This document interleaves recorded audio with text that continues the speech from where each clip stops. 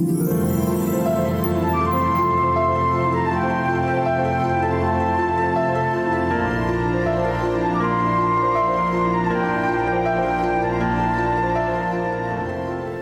I'm Marilyn, the two-tip lady, who loves to help make your life more simple. Let me ask you, is your life complicated?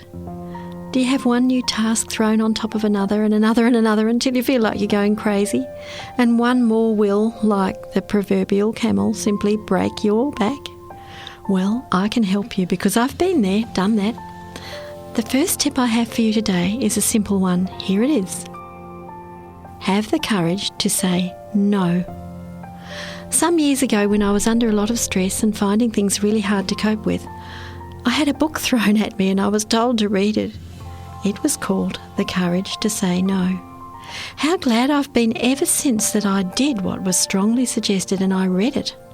I read that book as though I was a drowning woman, and so ever since, when asked by somebody to do yet another job, I often politely say, no, I'm not able to do that, and I smile.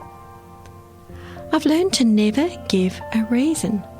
When people say, oh, but you'd be so good at that, you could do it so well, I simply smile. I don't look cross. I just smile and say, I'm just not able to do that. And I don't give an excuse.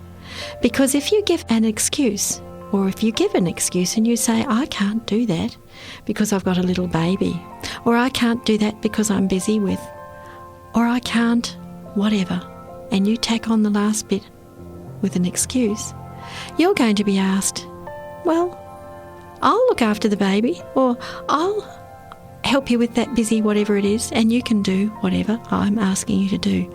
I don't fall for that trap anymore. I just say, I'm sorry, I'm not able to do that, and I smile and walk away. That's the first tip. Have the courage to say no. This will simplify your life.